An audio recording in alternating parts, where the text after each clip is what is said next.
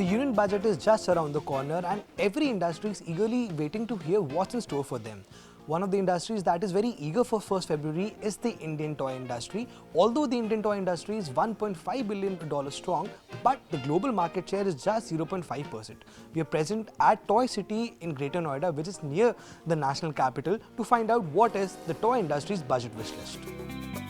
The Indian toy industry has been a priority sector for the government as part of the drive towards greater self-reliance in manufacturing. A hike in customs duties to 60%, BIS certification and quality control orders have brought down imports by 67% in the last 7 years. Export of toys from India has increased from $96 million in 2015 to $327 million in 2022. While the government wants India to soon become a powerhouse in toy manufacturing, toy makers say a lot more needs to be done.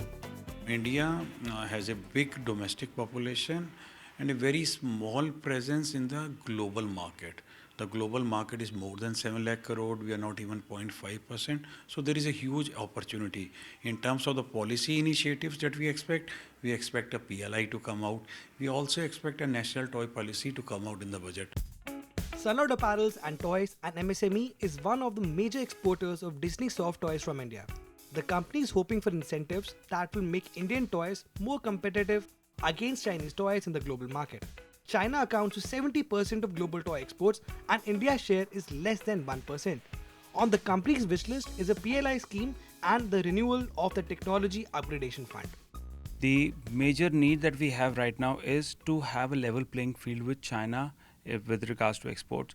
Now, China gives a subsidy or duty drawback of about 14% to their toy exporters, while we get only about 1.5 to 2.5%. If the government supports our needs and helps us in bridging the gap between what we have with China and Vietnam, we would definitely be able to cater to at least 5 to 10% of the global market in the next 10 years. The industry is also seeking a ease of doing business measures including reduction in logistics costs and rationalization of drawback rates so that India can have a bigger share in the $73 billion global toy market.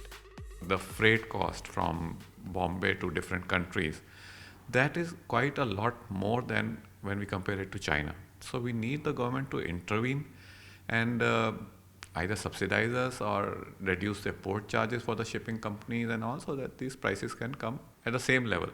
The social compliance and the testing compliance, that is quite expensive in India. So again, that has to be taken care of somehow. Everyone hopes that the upcoming union budget will be a major game changer for India's growth story.